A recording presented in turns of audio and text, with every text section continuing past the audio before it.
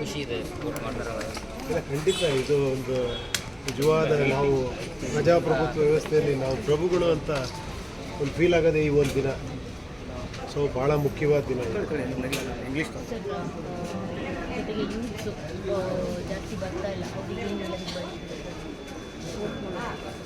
ತುಂಬ ಜನ ಬರ್ತಿದ್ದಾರೆ ಇವಾಗ, ಖಂಡಿತ ಬರ್ತಾ ಇದ್ದಾರೆ. ಒಂದು ಹೋಪ್ಸ್ ಬಂದಿದೆ ಎಲ್ಲರಿಗೂ. ಆಮೇಲೆ ಮಹತ್ವನೂ ಗೊತ್ತಿದೆ ಎಲ್ಲರಿಗೂ. ಈ ಪ್ರಜಾಪ್ರಭುತ್ವ ಇದೊಂದು ದಿನ ವೋಟ್ ಅನ್ನೋದು ಎಷ್ಟು ಇಂಪಾರ್ಟೆಂಟ್ ಅನ್ನೋದು ಎಲ್ರಿಗೂ ಗೊತ್ತಿದೆ. ಖಂಡಿತ ಎಲ್ಲರೂ ಬರ್ತಾರೆ.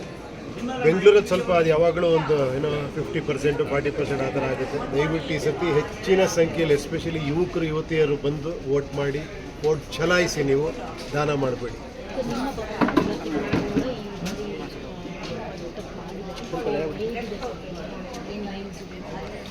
ಇಲ್ಲ, ಖಂಡಿತ ಅದನ್ನು ಈ ಟೈಮಲ್ಲಿ ಹೇಳೋದು ಸರಿ ಇರಲ್ಲ. ಯಾಕಂದರೆ ಈ ದಿನ ಒಂದು ಪ್ರಜೆಗಳ ದಿನ ಇದು ಯಾವುದೇ ಪಕ್ಷದ ದಿನ ಅಲ್ಲ, ಪ್ರಚಾರದ ದಿನ ಅಲ್ಲ ಇದು. ಸೊ ಪ್ರಜೆಗಳು ವಿಚಾರ ಮಾಡಿ ವಿಚಾರಕ್ಕೆ ಮತ ಹಾಕಲಿ ಅಂತ ಕೇಳ್ತಾರೆ.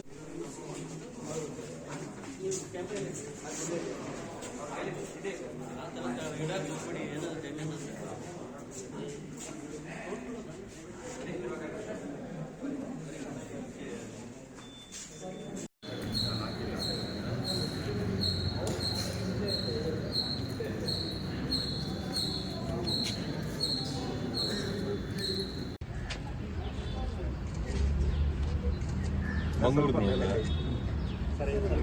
ಮೇಲೆ ಮೇಲೆ ಕೈ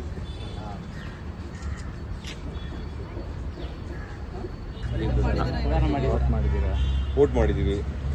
ನಮ್ಮ ಹಕ್ಕು, ನಮ್ಮ ಮತ ಚಲಾಯಿಸಿದ್ದೀವಿ. ಖುಷಿ ಆಗುತ್ತೆ. ಆ್ಯಂಡ್ ಈ ಬೂತಲ್ಲಿ ತುಂಬ ಜನ ಬಂದಿದ್ದಾರೆ ಇವತ್ತು. ಸೊ ಭಾಳ ಖುಷಿ ಆಯಿತು. ಇಷ್ಟು ವರ್ಷದಲ್ಲಿ ನಾನು ಇಷ್ಟು ಜನ ಬಂದಿರೋದು ನಾನು ನೋಡಿರಲಿಲ್ಲ.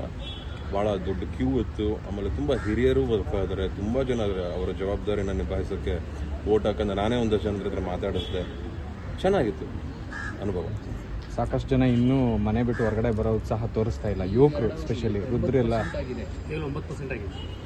ಇಂಥವ್ರಿಗೆ ಏನು ಹೇಳಬೇಕಂತ ಗೊತ್ತಾಗ್ತಿಲ್ಲ. ಅವ್ರು ಏನು ಅಂದ್ಕೊಂಡು ಜೀವನ ಸಾಗಿಸ್ತಾ ಇದ್ದಾರೆ ಈ ಒಂದು ನಮ್ಮ ದೇಶದಲ್ಲಿ ಅನ್ನೋದು ನನಗಿನ್ನೂ ಅರ್ಥ ಆಗ್ತಿಲ್ಲ. ಇದು ಡೆಮೊಕ್ರೆಟಿಕ್ ಕಂಟ್ರಿ.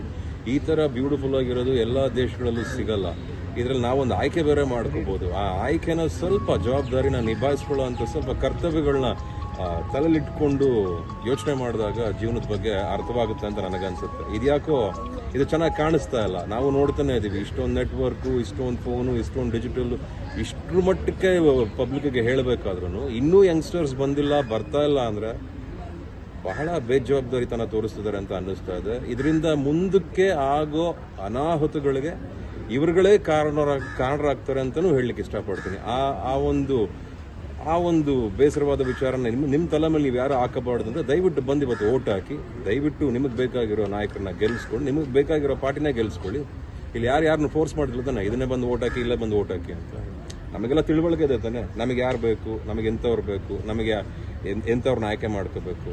ಇಲ್ಲಿ ಯಾರು ಬಂದು ಏನು ಎಕ್ಸಾಮ್ನ ಬರೆಸ್ತಾ ಇದ್ರೆ ಇಲ್ಲಿ ಯಾರಿಗೂ ಎಕ್ಸಾಮಿನೇಷನ್ಸ್ ಏನು ಕೊಡ್ತಿಲ್ವಲ್ಲ, ಬಂದ್ಬಿಟ್ಟು ನೀವು ಓಟ್ ಹಾಕ್ಬೇಕು. ಅದನ್ನೇ ಮಾಡಲ್ಲ ಅಂದರೆ ಅಟ್ಲೀಸ್ಟ್ ಅರ್ಥ ಮಾಡ್ಕೋಬೇಕು ಈಗಾರು ಅಂತ ನನಗೆ. ಇದಕ್ಕೆ ಬೆಳಗಿಂದ ನಾವು ನೋಡಿದಾಗ ವೀಲ್ ಚೇರಲ್ಲಿ ತುಂಬ ಜನ ಈ ಬೂತಲ್ಲಿ ಒಂದು 15-20 ಜನ ವೀಲ್ ಚೇರಲ್ಲಿ ಬಂದು ಓಟ್ ಹಾಕಿದ್ರು. ನಿಮಗೂ ಕಾಲ್ ಪೈನ್ ಇತ್ತು, ಆದರೂ ಒಂದು ಓಟ್ ಹಾಕಿದ್ರಿ. ಸೊ ಹಾಗಾಗಿ ಆ ಒಂದು ಇನ್ಸ್ಪಿರೇಷನ್ ಬಗ್ಗೆ ಹೇಳಿದ್ರೆ ಅದು ದೇಶ ಪ್ರೇಮ, ನಮಗಿರೋ ಕಾಳಜಿ ದೇಶದ ಬಗ್ಗೆ, ಇಲ್ಲಿರೋ ಜನಗಳ ಬಗ್ಗೆ ಒಂದು ಕಾಳಜಿ. ಯಾರ್ಯಾರಿಗೆ ಕಾಳಜಿ ಇದೆಯೋ ಅವರೆಲ್ಲ ಬಂದಿದ್ದಾರೆ.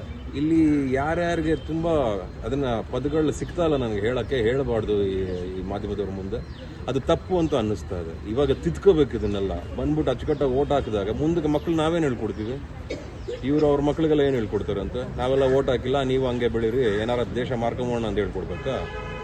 ಇದೆಲ್ಲ ತಪ್ಪು ಅನ್ನಿಸ್ತದೆ. ದೇಶನ ಕಾಪಾಡ್ಕೋಬೇಕು ಅಂದರೆ ದಯವಿಟ್ಟು ನಿಮ್ಮ ಜವಾಬ್ದಾರಿನ ಎತ್ಕೊಂಡು ಕೈಗೆ ಅದನ್ನು ನಿಭಾಯಿಸ್ಕೊಳ್ಳಿ ಅಂತ. ಇಲ್ಲಿ ಏನು ಬಂದ್ಬಿಟ್ಟು ಒಂದು ಬೆರಳು ಹಿಂಗೆ ಅಂತಾರಪ್ಪ ನೋಡಿ, ಇಷ್ಟೇ. ಇದೊಂದು ಹಾಕ್ಬಿಡುವಕ್ಕೆ ಕಷ್ಟನಾ? ಈಗಲಾರ ತಿಳ್ಕೊಳ್ಳಿ. ಸ್ವಲ್ಪ ಯಾರು ಇದನ್ನು ನೋಡಿದ್ರೆ ದಯವಿಟ್ಟು ಎದ್ದು ಮುಖ ತಿಳ್ಕೊಂಡು ಹೋಗ್ಬಿಟ್ಟು ದಯವಿಟ್ಟು ಓಟ್ ಹಾಕ್ಬಿಟ್ಟು ಬನ್ನಿ ಅಂತ ಹೇಳಲಿಕ್ಕೆ ಇಷ್ಟ. Thank you sir. Thank you. Vote ಆದ್ಮೇಲೆ ತಗೊಳ್ಳೋಣ. ಕಿಟ್ ಆಫ್ ಆಗಿ